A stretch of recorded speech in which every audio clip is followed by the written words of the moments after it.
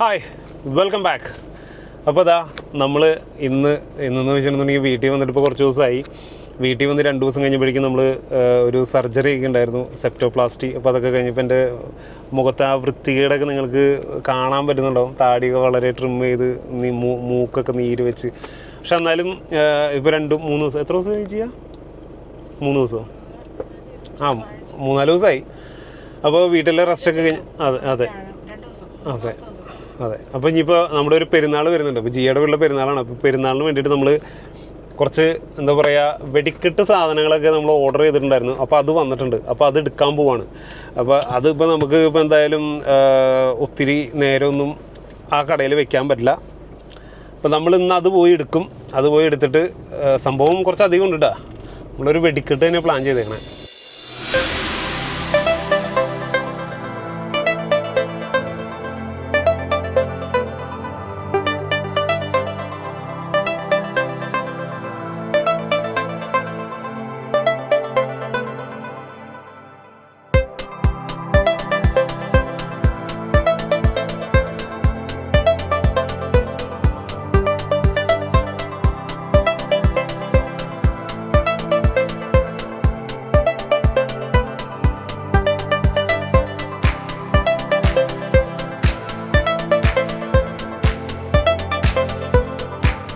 ഞങ്ങളുടെ നാടാട്ടാ.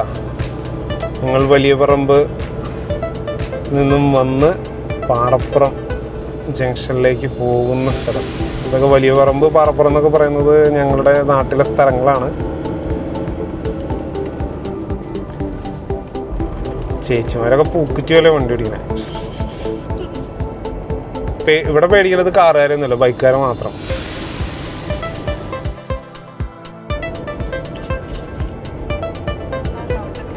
അവരെ ഏതിക്കടൊക്കെ എടുത്തുകൊണ്ട് പോകണമെന്ന് അവർക്ക് തന്നെ അവർ നിന്നോടത്ത് തന്നെ ഒന്ന് കറക്കിയിട്ടൊരു പോകും.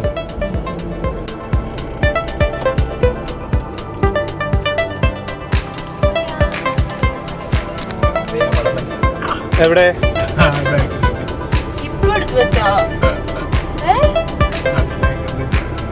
എന്തൊരവസ്ഥ നോക്കി. ജോക്കുട്ടിന് വേണ്ടിയിട്ട് ബോൾ അന്വേഷിച്ച് അവർ തേരാ പാര അങ്ങടും കിടക്ക് നടക്കുന്നുണ്ട്. ഞാൻ പിന്നെ സർജറി കഴിഞ്ഞതിൻ്റെ ആ ഒരു ആനുകൂല്യത്തിൽ ഞാൻ വണ്ടിയിൽ നിന്ന് പുറത്തിറങ്ങുന്നില്ല. ജസ്റ്റ് അവരെ അവിടെ എവിടെയും കൊണ്ടുപോകുന്നുള്ളൂ. അവരെവിടെ ഏത് കടയിലാണ് പോയേക്കണേന്ന് അറിയത്തില്ല. ഇതേ എന്താ പറയുക, നമ്മൾ നമ്മുടെ വെടിക്കെട്ടിനുള്ള സാധനങ്ങൾ കൊണ്ടുവന്നുണ്ട്. ഇനി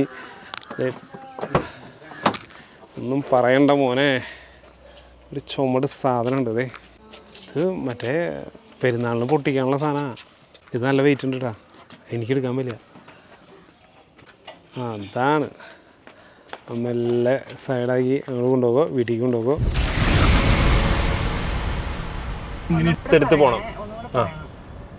ദിസ് ഈസ് എറണാകുളം. നമ്മൾ ഇങ്ങനെ എടുത്ത് പോയാൽ നമുക്ക് വീട്ടിൽ പോവാം, ഇല്ലെങ്കിൽ പോകാൻ പറ്റില്ല. കണ്ടോ, നമ്മൾ നമ്മുടെ മാക്സിമം അതെ നമ്മൾ പരമാവധി എന്താ പറയുക, ഇൻഡിക്കേറ്ററൊക്കെ ഇട്ടിട്ടുണ്ട്. കണ്ട ചേട്ടന്മാർ ബാക്കിൽ കൂടെ ഇടിച്ച് കയറി വരാണ്. ഇൻഡിക്കേറ്റർ കണ്ടില്ല നീ? നമ്മളിത് ഇവിടെ നിർത്തി കേട്ടോ. ഇവനങ്ങോട്ട് പോകട്ടെ. പക്ഷെ ഇവിടെ ആൾക്കാർ നിർത്തുന്നുണ്ടോന്ന് നോക്കിയേ. കണ്ടാ, പെഡസ്ട്രിയനാണ്, പക്ഷെ ആൾക്കാർ നിർത്തുന്നില്ല. ബാക്കിലുള്ള ചേട്ടൻ ബാക്കിൽ കാണിച്ച്. ആ സൈഡ് ഈ ചേട്ടനൊക്കെ ഉണ്ടല്ലോ ഇടിച്ച് കയറി വന്നുകൊണ്ടിരുന്നായിരുന്നേ. എന്താ ഇവിടെ നോക്കിക്കോട്ടെ, വണ്ടികൾ നിർത്തണ്ടോന്ന് നോക്കിക്കോ. ഒരു വണ്ടിയും നമ്മൾക്ക് നിർത്തി തരില്ല. ആ വണ്ടി കയറി പോണോക്കിയേ. ആ വണ്ടി നമുക്കൊരു ഹെൽപ്പ് ചെയ്തു തരും ചിലപ്പോൾ. ഇതിങ്ങനെ വേണ്ട, ആ വണ്ടി അങ്ങനെ എടുത്തോണ്ട് നമ്മൾ അങ്ങനെ എടുത്ത്, അല്ലെങ്കിൽ നമുക്ക് പോകാൻ പറ്റില്ല.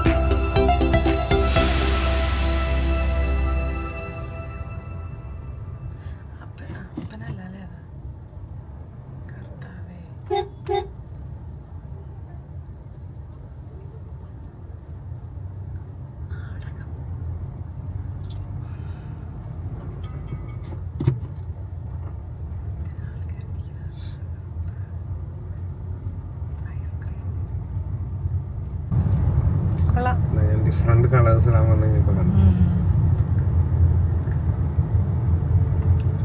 ഒരു വ്യത്യാസമായിട്ട് നമ്മുടെ വീട്ടിലിട്ടേക്കുന്നത്.